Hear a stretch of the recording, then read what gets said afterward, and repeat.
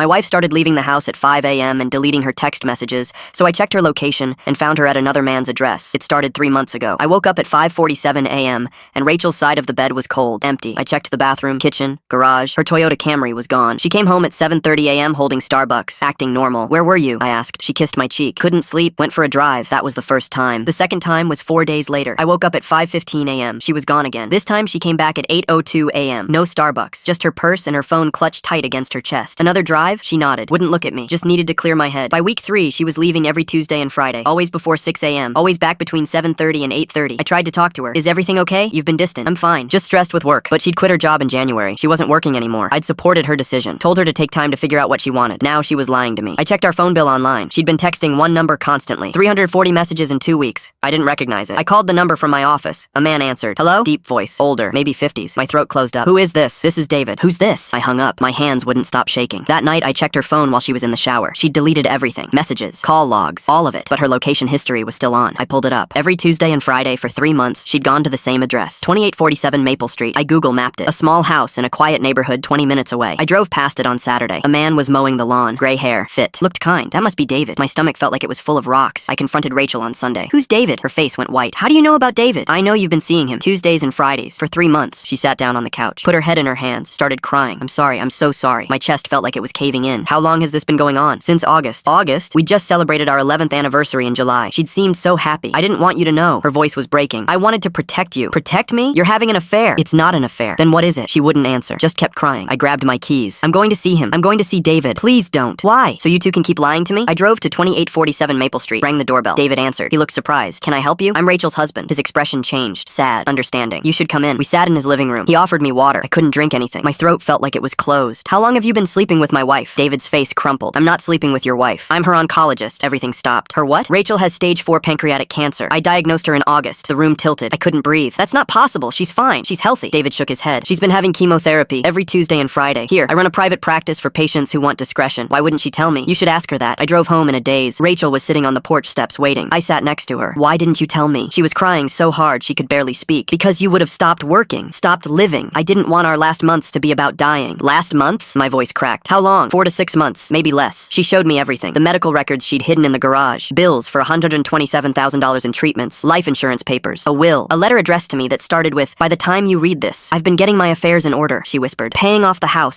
Setting up your future. Saying goodbye to people without them knowing. I wanted you to remember me healthy." I held her while she cried. She felt so small, so fragile. How had I not noticed? "The Starbucks?" I asked, trying to keep down breakfast after chemo. It never worked. She died 7 weeks later, at home, holding my hand. Her last words were, "I'm sorry I lied. I still have the letter. I've never opened it."